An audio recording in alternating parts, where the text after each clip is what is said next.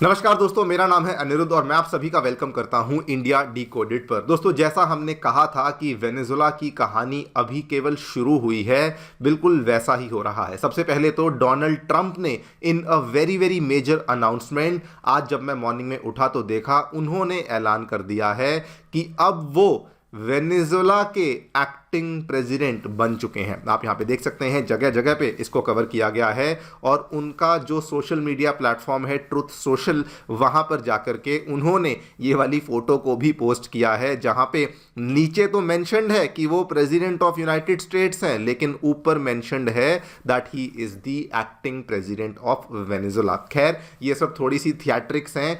इसके अलावा जो बहुत बड़ी अनाउंसमेंट अभी डोनाल्ड ट्रंप के द्वारा करी गई है, अलॉन्ग विद दिस उन्होंने बोला है कि जैसा मैंने कहा था, वेनेजुला से जो ऑयल है अब वो अमेरिका की तरफ आना शुरू हो चुका है एंड ही हैज कंफर्म्ड कि 50 मिलियन बैरल्स ऑफ ऑयल, जिसकी वैल्यू लगभग 4.2 बिलियन डॉलर के आसपास है, अब वो वेनेजुला से अमेरिका की तरफ आ रहा है। ये क्या है, ये क्यों हुआ है, इन सब चीज़ों के बारे में जानकारी हम लोग हासिल करेंगे, लेकिन more importantly with respect to India भी अपडेट सामने आ चुका है।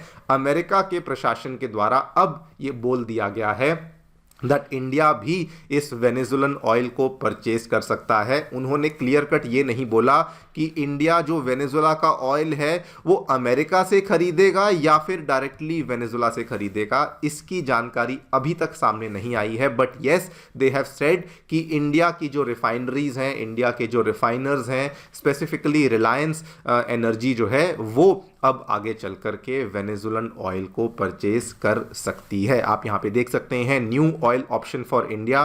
Donald Trump says USA is ready to sell Venezuelan oil. Specifically India को लेकर भी इनके द्वारा ये स्टेटमेंट यहाँ पे दिया जा चुका है। यहाँ पर देख सकते हैं Indian oil refiners see opportunity in Donald Trump's Venezuela action. क्या यहाँ पे हुआ है, इसका क्या फायदा हमें हो सकता है, कैसे अगर ये होता है तो इंडिया के लिए बहुत बड़ा जैकपॉट बन जाएगा, उसको भी हम लोग समझने का प्रयास करेंगे। आइए शुरू करते हैं मेरे साथ। मेरा नाम है अनिरुद्ध। यदि आप लोग हमें फॉलो करना चाहते हैं तो दिए गए टेलीग्राम चैनल्स के माध्यम से, व्हाट्सएप चैनल के माध्यम से कर सकते हैं। अगर आप हमें कंट्रीब्यूट करना चाहते हैं, हमारे कंटेंट को पसंद करते हैं, तो दिए गए क्यूआर कोड के माध्यम से वो भी कर सकते हैं। Alright, directly coming to the news, क्या देखने मिला है। सबसे पहले तो अमेरिका के president, in fact acting president of Venezuela Donald Trump ने एक बड़ी अनाउंसमेंट करी है दैट अब फाइनली अमेरिका जो है वो वेनेजुलन ऑयल सप्लाईज को कंट्रोल करता है। और इस बार उन्होंने जब ये अनाउंसमेंट करी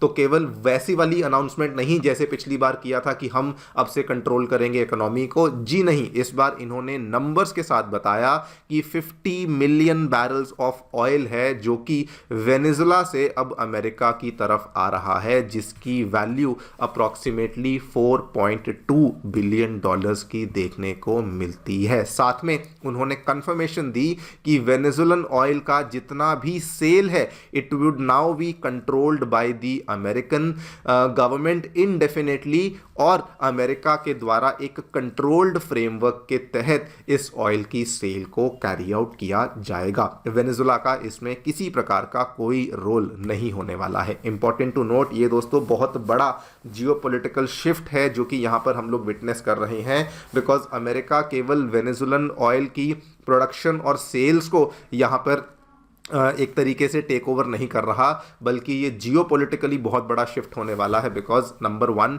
वेनेजुला का जो ऑयल रिजर्व्स है, it is not one of the largest but it is the largest oil reserve. खैर, मैं वहाँ पर आऊँगा, लेकिन सिंपल भाषा में जो यहाँ पे अमेरिका ने कहा है, अगर मैं सिंपल हिंदी भाषा में बताना चाहूँ, ही हैज़ बेसिकली सेड कि तेल उनका है लेकिन उस तेल का रिमोट कंट्रोल अब मेरे हाथ में है। आप यहाँ पे देखिए, ये बहुत ही बड़ी अनाउंसमेंट है for 2-3 major reasons. I will talk about this. सबसे पहले तो ये दोस्तों मैसिव ऑयल रिजर्व्स मैं नहीं कहूँगा, मैं कहूँगा the most massive oil reserves, because Venezuela के पास दुनिया के लार्जेस्ट प्रूवन ऑयल रिजर्व्स हैं। सऊदी अरेबिया वगैरह के पास भी आपको इतने देखने को नहीं मिलते हैं। 300 बिलियन बैरल्स के आसपास के ऑयल रिजर्व्स हैं। अगर उसको ये सीज करते हैं, कंट्रोल करते हैं, सेल करते हैं, तो उससे बहुत बड़ा एक क्रूड ऑयल के व्यापार में हमें जियोपॉलिटिकल और ट्रांसफॉर्मेशनल शिफ्ट देखने को मिलेगा। नंबर 2, अगर ये होने लगता है, अभी तक आप जानते हैं वेनेजुला का जो तेल था वो किसी को भी बेचना लीगली अलाउड नहीं था, लेकिन अगर ये हो जाता है तो वेनेजुला का इतना भारी भरकम तेल अब कंट्रोल्ड तरीके से मार्केट में आना शुरू हो जाएगा। अमेरिका ने साफ साफ कहा it will manage how the oil is exported, और अगर ये होगा तो आप हिसाब लगा लीजिए ग्लोबल मार्केट्स में कितनी सारी उथल पुथल हमें आने वाले टाइम में देखने को मिल सकती है। एंड ऑब्वियसली इसका जो बहुत बड़ा यहाँ पर इम्पैक्ट है वो ग्लोबल ऑयल ट्रेडिंग पर भी होगा कि तेल के कितने दाम होने वाले हैं, ऊपर नीचे कैसे होने वाले हैं, उसके ऊपर भी इसका बहुत बड़ा इम्पैक्ट हमें देखने को मिलने वाला है। इनफैक्ट डोनाल्ड ट्रंप ने कल ही की मीटिंग में ये भी कहा था कि हमारी कंपनियां वहां जाके फिर से इन्वेस्ट करेंगी। हालांकि वहां पर जो अमेरिका की लार्जेस्ट कंपनी है एक्सॉन मोबिल, उसके जो चीफ हैं उन्होंने कहा कि वेनेजुला तो जी इन्वेस्टेबल नहीं है। उसको भी डोनाल्ड ट्रंप ने चुप करवा दिया है। ही इज सेइंग कि they are playing very cute, हम लोग उनको वेनेजुला से बाहर ही रखने वाले हैं। मतलब आप हिसाब लगा लीजिए किसी को बोलने का मौका नहीं दिया जाता एंड बड़ी बड़ी कंपनियों को भी चुप करवा दिया जाता है। Donald Trump is very very bent, hard bent on this कि वेनेजुला के ऑयल सेक्टर को कंट्रोल करना ही करना है। खैर, इसके अलावा जो बहुत बड़ी डेवलपमेंट इंडिया के पॉइंट ऑफ व्यू से देखने को मिली है, मल्टीपल सोर्सेज ने कंफर्म इस चीज को किया है, आप चाहें तो जाकर के जगह जगह भी देख भी सकते हैं, दैट अमेरिकी administration is ready to allow India to purchase Venezuelan crude under the new अमेरिकी कंट्रोल्ड फ्रेमवर्क। मतलब जो वो कह रहे हैं कि नए कंट्रोल फ्रेमवर्क के तहत हम दुनिया भर में इसको बेचेंगे। इंडिया को उन्होंने ग्रीन सिग्नल यहां पे दे दिया है। India is yes eligible to buy Venezuelan oil as part of the new arrangement. अब दोस्तों ये इंडिया के लिए कितनी बड़ी बात है उसको समझ लेते हैं। नंबर 1, इंडिया को हमेशा तेल की आवश्यकता रहती ही है। We are the world's 3rd largest oil importer. हमारा डेली का जो खपत है, जो लागत है, वो कम से कम 5.5 मिलियन बैरल्स के आसपास की है। अगर हम लोग एक बहुत बड़ा सप्लाई सोर्स यहाँ पे खुल जाता है, गल्फ और रशिया के बाद ये 3rd बड़ा सप्लाई सोर्स होगा, उस केस में हमारा रिस्क बहुत डाइवर्सिफाई हो जाएगा, हमारी ऑप्शंस बहुत बढ़ जाएंगी, इंडिया के पास एक बहुत बड़ी लेवरेज आ जाएगी प्राइस नेगोशिएशंस में। नंबर 2, हैवी क्रूड का एक्सेस हमें मिल जाएगा। हैवी क्रूड जो होता है ये मेरे ब्लेंड जैसा क्रूड होता है, और ये अच्छी बात है बिकॉज हमारी जो रिफाइनरीज हैं, रिलायंस की रिफाइनरी हुई, नायरा की रिफाइनरी हुई इंडिया में, ये सारी इस तरह के क्रूड को रिफाइन करने की क्षमता भी रखती हैं, जिससे कि अगेन हमारे लिए जो मार्जिन है वो यहाँ पे बढ़ सकती हैं, हमारे जो प्रॉफिट्स हैं वो यहाँ पर बढ़ सकते हैं। But when I am saying हमारे, बेसिकली जो ये बड़ी बड़ी कॉन्ग्लोमरेट्स हैं, रिलायंस या नायरा, इनके लिए बढ़ते हैं। क्या ये वाकई में आगे कॉस्ट हमारी गवर्नमेंट हमें पास ऑन करती है? That obviously will remain to be seen. लेकिन अगर मैं एग्जैक्टली नंबर्स की बात करूं, उसके बारे में अगर देखा जाए दोस्तों, एक टाइम था, स्पेसिफिकली ये रिलायंस इंडस्ट्रीज का डेटा है, एक टाइम था जब हम लोग 2013 में 4 लाख बैरल्स पर डे के हिसाब से केवल वेनेजुला से इंपोर्ट करते थे। केवल रिलायंस का डेटा है ये। इवन 2019 तक भी हम लोग almost 2.5 lakh barrels per day के हिसाब से वहां से इंपोर्ट कर रहे थे। बीच में हमारा इंपोर्ट बिल्कुल खत्म हो चुका था 21, 22, 23 के आसपास से। 24 में थोड़ा बहुत किया, 25 में भी थोड़ा बहुत किया। लेकिन अगर अब हम लोग यहाँ पे करना शुरू कर देते हैं, कुछ यहाँ पे एस्टिमेट सामने आए हैं कि अगर 1 लाख या 2 लाख बैरल्स पर डे भी वेनेजुला से रिलायंस या फिर बाकी इंडियन फर्म्स लेना शुरू कर देती हैं, तो उस केस में हम लोगों को अच्छा खासा फायदा यहाँ देखने को मिल सकता है। यानी कि यस, इंडिया के लिए एनर्जी जैकपॉट ही हो सकता है। रिलायंस ने भी क्लियर कट बोल दिया था हम लोग तभी लेंगे अगर अमेरिका के फ्रेमवर्क के तहत होगा।